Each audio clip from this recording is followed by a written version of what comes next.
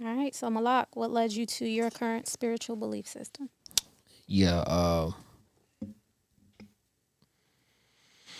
So there were several things that took place um, within myself, and I actually I had wrote a lot of this stuff down.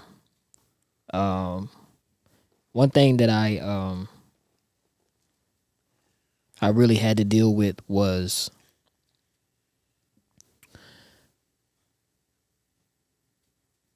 like, so since I started out with going to church and stuff like that, and reading the Bible and so on and so forth. I had a routine of doing things like that, and they pretty much were my foundation at one point in time. But I remember asking myself, how do I transform my soul into an instrument that sees into the spiritual world? Um, when I got to the point of I came into some understanding about being an Israelite, that had a significant influence in my life. And I remember materially wanting to do everything to the strictest of the letter. Um, and I had to learn a lot through that. And that really wasn't balanced for me, because as I sifted through some of the symbology in my physical experience, right, I was able to make a connection to what was drawing me to the spiritual world. Um, I knew that I needed to develop a healthy sense of truth, because, like, kind of like what I stated 2 weeks ago, um, and what I learned was is that I really couldn't validate my sense of truth through the reactions of other people. So in other words, it's like, well, if everybody's nodding their head north and south, then it must be right. But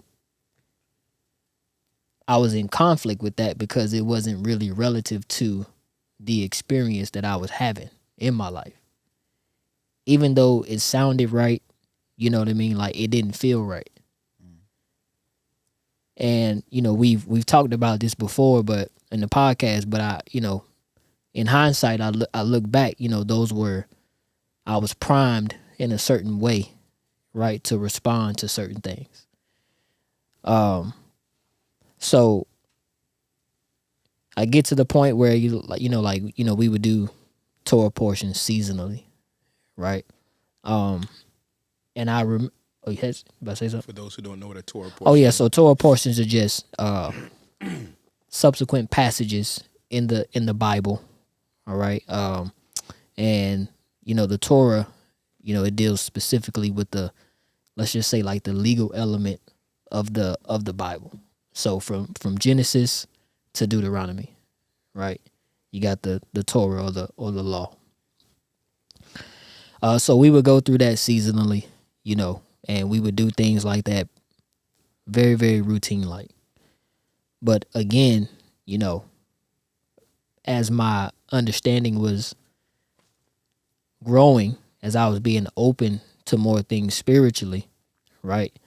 The the consistency to the letter of the law, you know what I mean? Like, I wasn't really aligned with that thought, you know what I'm saying? Like, it didn't align with my experience as I developed. So I began to I had to start questioning stuff.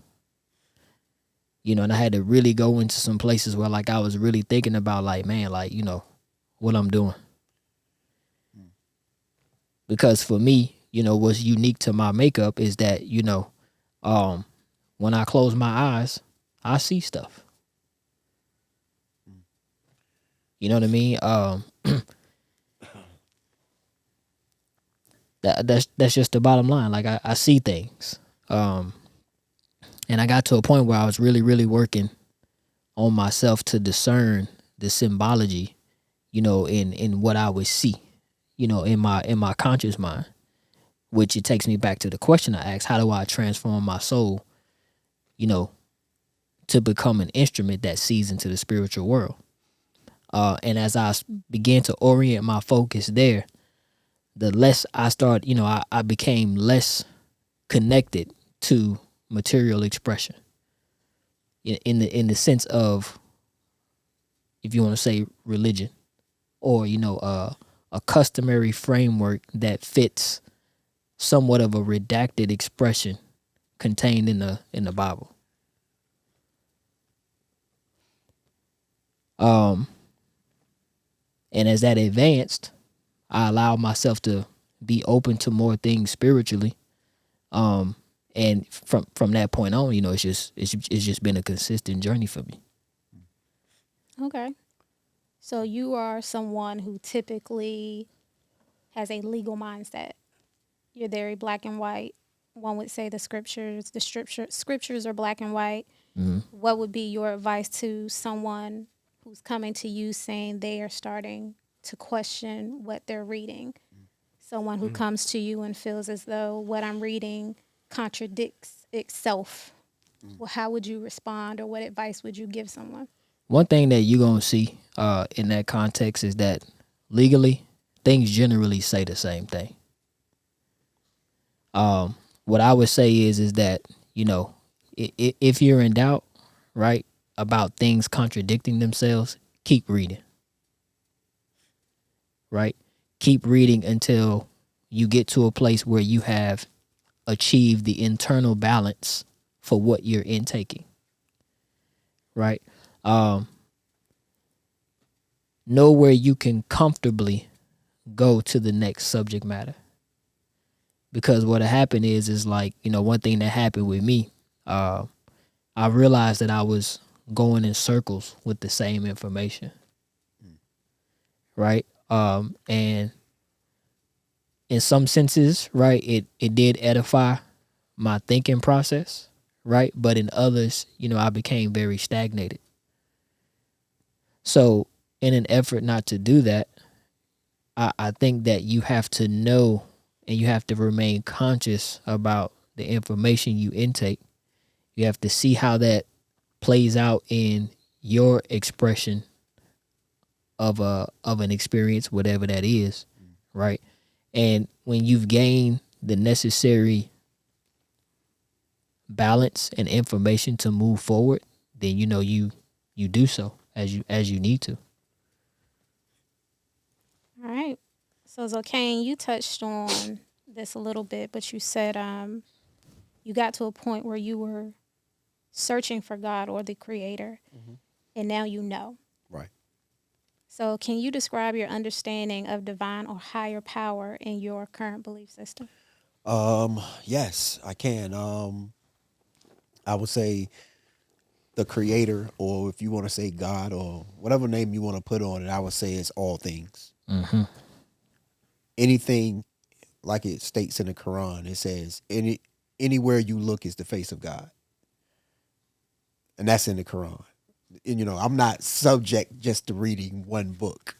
I read multiple books. I listen to multiple books, and what I found out was the books was saying the same thing about what God is. Mm-hmm. It all came down to it's all things. It's everything you can see, everything you can touch, anything you can taste. It's the creator. Anything you breathe in, it's the creator. It's the energy that goes forth throughout this earth, throughout this universe and other universes. It's that energy. I like how you keep coming from a perspective of having exposure to multiple avenues of information. Yeah. So for someone, again, giving advice to the listeners who feel like it's too much information, Uh-huh. how are you helping them to get to a point to say, okay, take your time or continue to review what you have coming in? Right. I would say pick your battles. So if all the information I bring to you is too much, let's deal with some kindergarten books first. There's some kindergarten books out there that little children read that expresses and tell you what the creator is. I forgot the name of a book. It's about a tree.